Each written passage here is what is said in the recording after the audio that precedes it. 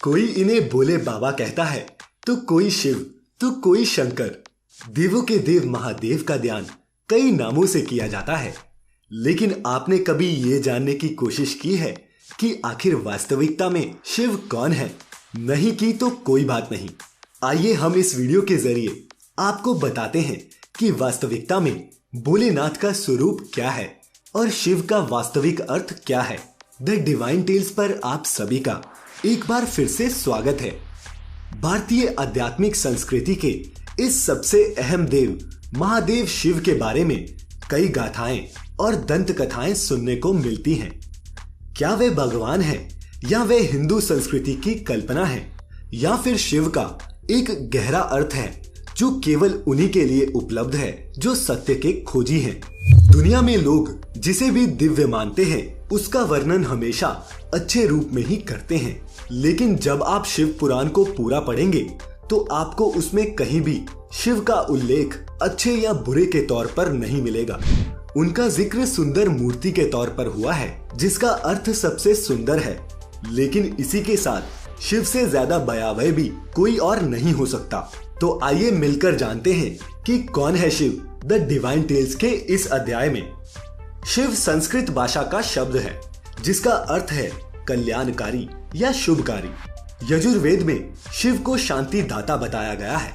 She का अर्थ है पापों का नाश करने वाला, जबकि व का अर्थ है देने वाला यानी दाता। शिव मंत्र में एक अंश उसे ऊर्जा देता है तो दूसरा उसे संतुलित या नियंत्रित करता है।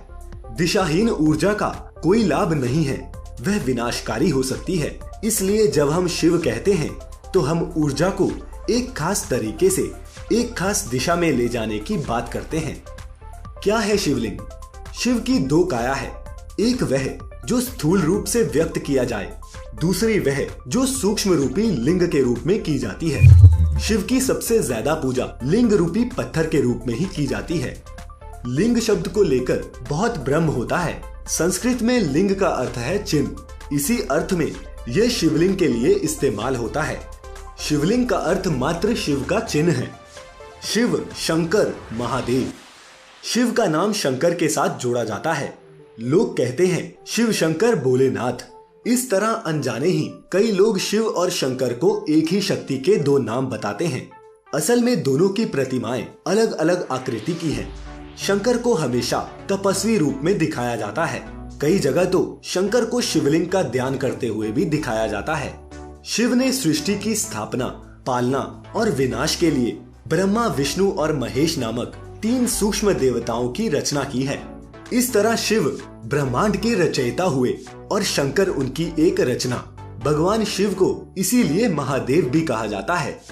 इसके अलावा शिव को 108 दूसरे नामों से भी जाना और पूजा जाता है। अर्धनारेश्वर क्यों?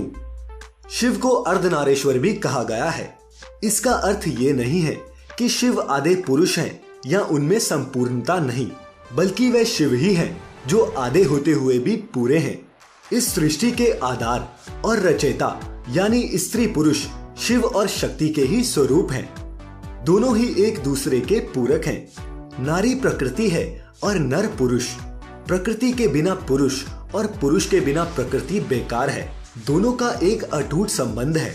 अर्धनारेश्वर शिव इसी शक्ति के प्रतीक हैं।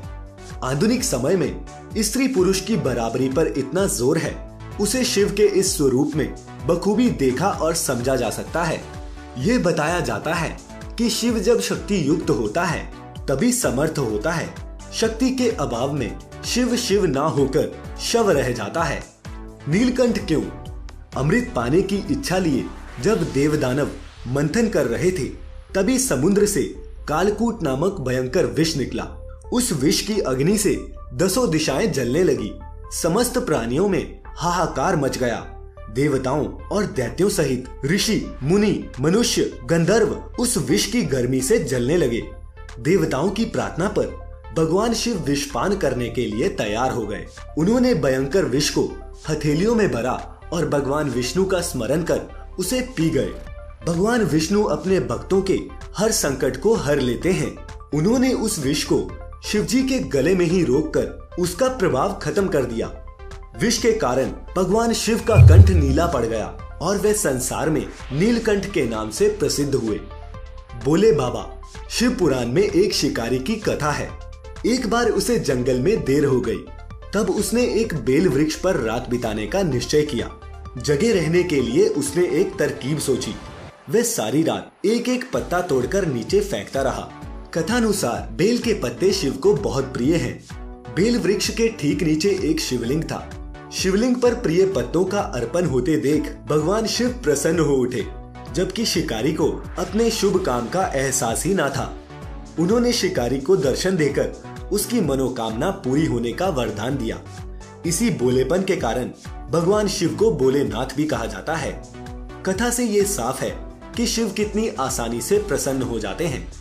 शिव महिमा की ऐसी ही कथाओं और बखानों से हमारे पुराण भरे पड़े हैं। तो श्रोताओं, शिव की ये गाथा अगर आपको पसंद आई है तो हमारी इस वीडियो को लाइक और शेयर करें, और ऐसी ही पौराणिक गाथाओं की जानकारी के लिए द डिवाइन टेल्स चैनल को आज ही सब्सक्राइब करें।